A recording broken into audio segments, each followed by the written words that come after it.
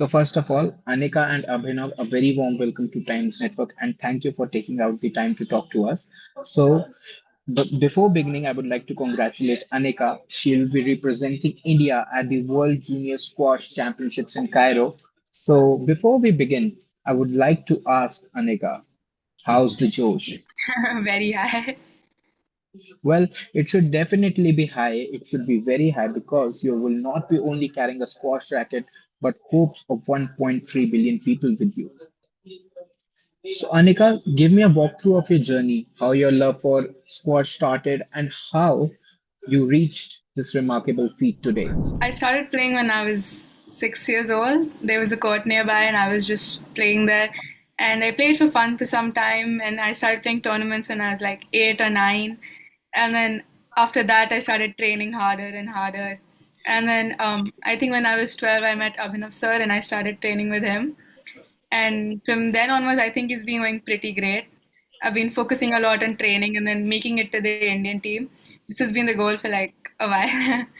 um, so I'm glad I could get it, and I'm trying to like focus on getting somewhere in the World Juniors. So, Anika, since you know squash is a budding sport in India, it's still spreading its branch and roots to different spheres of the country. How do you think we can make squash a more prominent sport in tier two and tier three cities? I think it would be like we need more court access, like public courts and stuff where people can come and play and enjoy and learn about the sport. Like a lot of people can mix and play and learn, and there's like a lot of good players can also come from there, I think. So, Abhinav, since you are Anika's coach, I would like to ask you what makes her a strong contender for the Cairo World Championships? She's already proved her for so far for Indian levels, obviously, but the World Junior is going to be the levels are going to be much higher. So this is her first time. She's strong physically, mentally. The way she played the trials last month, she ended up playing all the elder players, but she pulled off quite a few good matches into 5 sets, neck to neck as well. And I mean, she won all 7 matches she played against the elder players. So I think she is definitely proving to be there as of now. She's already proved in India at least, as I said. But Cairo is going to be a different game altogether. It's the first time. I think it will be a good exposure. She'll be playing number 2 in for Indian team. So she will get to play obviously the rank 2 mostly of different countries. So I think she's already seen the level. She's played British this year, Asians earlier. So she knows the level. She knows she will be competing against 17, 18 years old. That's kind of goes in 2 ways. One is obviously knowing that you are playing the senior, so the pressure is on the senior. So she'll be more happy playing, I guess, her potential that way. So it will be interesting to see what happens overall. Okay, so Anika, my next question would be to you. Like, what are the challenges and how you are preparing for Cairo? Any kind of special training that you are putting into, any kind of special advice that you have got from your coach?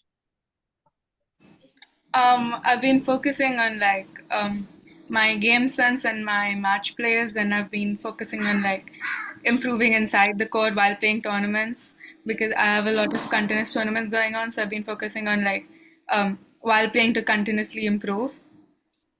And I think other than that, I'm mostly working on my fitness and my movements and stuff, so I can be there for the Egyptian level. Okay, a common question to both of you. What advice or tips would you like to give to the kids or to the children who want to take this up as a sport, who want to join squash and play this sport for the country? I think you should just stick with it. Like, even if it gets hard, even if it gets tough, if you just keep sticking with it, it always works out. Sure. And Abhinav, you, any kind of tips or So I advice? will just give a very general arrangement, not to aim for a world level, but if you're playing any sports, especially individual sports, I'll stick to racket sports. There are many advantages. Obviously, I don't want to get into that right now, but it basically the way of life. Because if you're playing a sport, your training, your discipline, everything gets in, right? So that reflects in whatever you end up doing. You take up sports, you reach national, you reach world juniors, you study.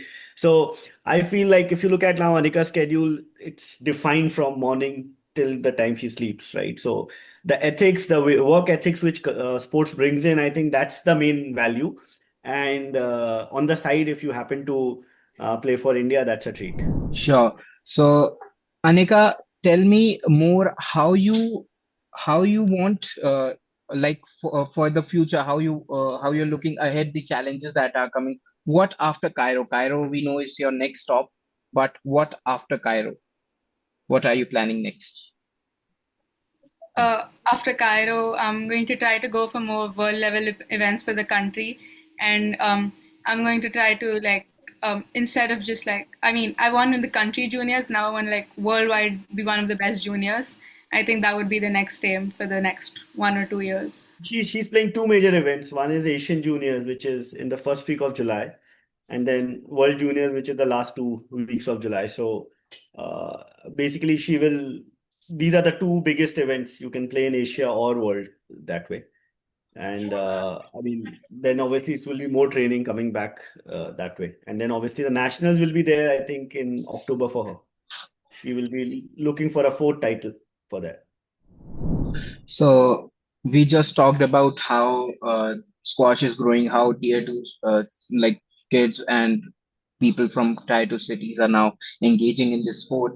Anika, yourself from a tier two city, and I read somewhere that you had to travel a lot for your training uh, in the due course of your training and everything. So just let me walk through the challenges that you faced during your journey that you've reached here today.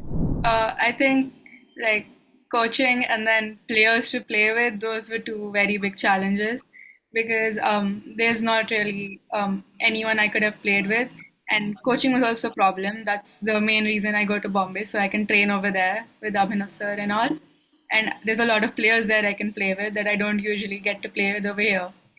So I think training wise, that was match players and coaching was the biggest problem. Yeah, so once again, thank you so much for talking to Times Network, and we wish you a very, very best of luck for your competition in Cairo. And we hope that the trophy or the gold or the championship belongs to us and it comes home. Thank you. If you like this video, then like, share, and subscribe to Mirror Now.